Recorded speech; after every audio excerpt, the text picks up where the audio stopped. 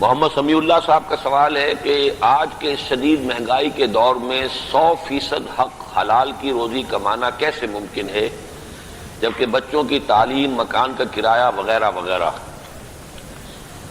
اب اس سوال کا ایک جواب تو وہ ہے جو میں پہلے دے چکا ہوں کہ 100% حلال تو اس معاشرے میں ممکن ہی نہیں ہے، اس لیے کہ پورا نظام جو ہے وہ سودی نظام ہے، اسی میں ہم جکڑے ہوئے ہیں۔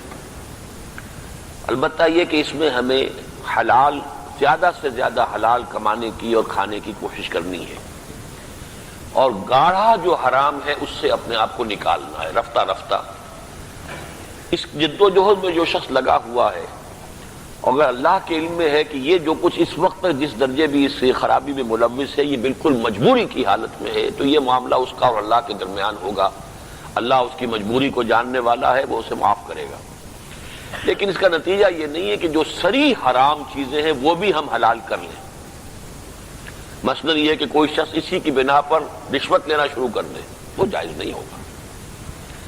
اگر سرکاری ملازمت آپ کر رہے ہیں اور اس میں تنخواہ میں گزارا نہیں ہوتا ہے تو آپ سرکاری ملازمت چھوڑیے، کوئی پرائیویٹ سروس کیجئے، وہاں پر آپ کو بہتر سیلری مل جائے گی۔ یہ نہیں ہے تو کوئی اور محنت مشقت کیجئے۔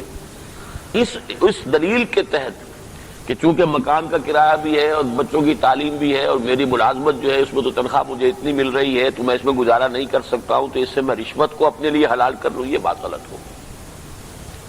اس میں یہ کہ آپ چونکہ سرکاری ملازمت میں ایک سیکیورٹی آف امپلائمنٹ ہے اور اس کے بینیفٹس ہیں، اس کی وجہ سے آپ وہاں جڑے ہوئے ہیں، ورنہ آج آپ اس کو چھوڑ کر اگر باہر جا کے ملازمت کریں گے تو آپ کو جو بھی زمانے کی جو اس وقت کی ریٹ ہے اس کے مطابق سیلری مل جائے گی۔